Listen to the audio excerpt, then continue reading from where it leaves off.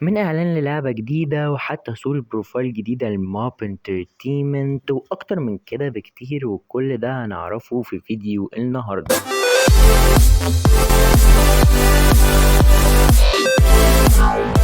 فبدون ما اطيل عليكم اكتر من كده، ازيكم يا اساطير؟ معاكم ميجا من قناة جيمز هايلايت. ولو انتوا لسه جداد على القناة فشرفني ان انتوا تنضموا لجيش الهايلايت عن طريق لايك، سبسكرايب، تفعيل زر الجرس، ويلا بينا نبدأ. اول حاجة، الاعلان ما بيكونش نازل باسم لعبة او اي حاجة، هو بيكون نازل برقم تجربة واللي هو 82,626. تمام. انا مش عارف اقول بالعربي، ما علينا. وهذا ليس عنوانا بديهيا، وحتى يعني روحوا اسالوا اي حد، وروحوا اسالوا جيميناي حتى هيقول لكم ان ده تاريخ، والتاريخ هو يوم التاريخ هو سوري شهر 8 يوم 26 2026. فده باختصار كل الأمر وكل السر اللي حوالين الإعلان اللي احنا هنشوفه دلوقتي.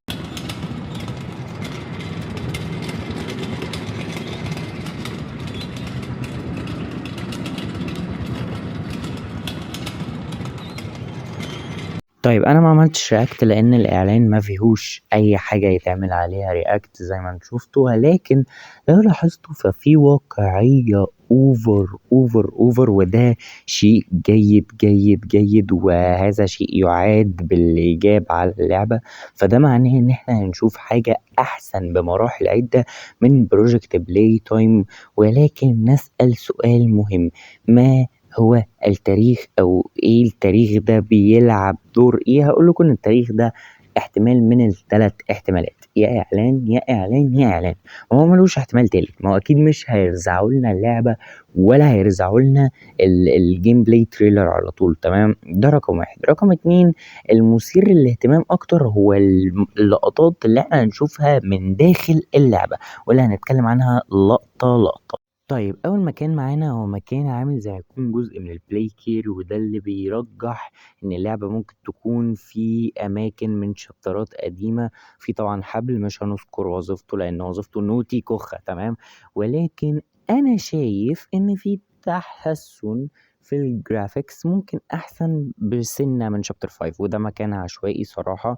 أنا مش قادر أحدد إيه هي وظيفته. لو ملاحظين إن في حاجة غريبة قولولي وانا هتكلم عليها، يمكن فعلا هذا المكان فيه حاجة غريبة انا مش عارف انا اديته اكبر من حقه.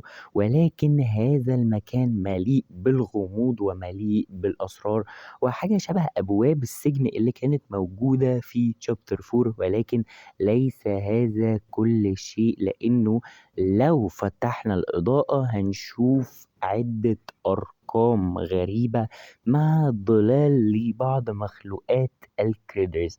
ده غير ان في كلام انه هيكون في خط من الكريدرز الجداد او العاب ريجكتد جديدة.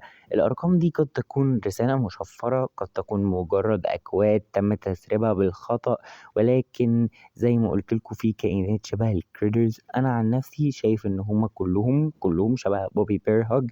فهل ده خط من بوبي بيرهوج؟ هل ده خط من الباندا مثلا؟ انا صراحة مش قادر احدد نهائيا يعني مطلقا. اما بالنسبة للمشهد اللي بعد كده فهو منطقة غريبة، انفاق تحت الارض او مجاري، او انا صراحة مش قادر احدد برضو ما هو هذا المكان، ولكنه مكان من اللعبة. تاني مكان وهو واحد من أهم الأماكن لأنه مكان مراقبة. مكان المراقبة دائما ما يكون مرتبط بحاجة من الاتنين: يا بالبروتوتايب يا بدكتور هارلي سوير، ملهمش تالت. تمام، وانا عايز اقول ان اللعبه دي اصلا كلها ممكن تكون معموله علشان شابتر 6 زي كده ما شفنا في بروجكت بلاي تايم. ونعدي على الحاجه الاخيره واللي هي اللوحه دي، واللي نزلت على حساب موب انترتينمنت البرازيلي، ولكن الجوده للاسف مش احسن حاجه. يعني انا مش شايف كويس، ولكن انها تحتوي على سر.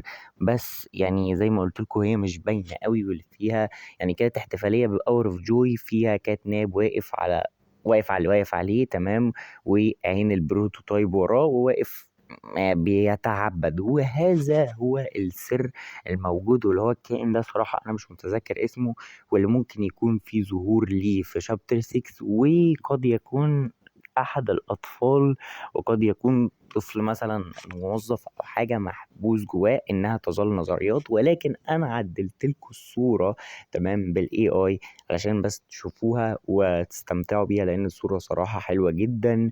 ولو لاحظتوا حتى التفصيلة بتاعت الكائن ده موجودة، بس أنا مش عارف أعمل زوم عليها. فهو ده كان الفيديو بتاعنا.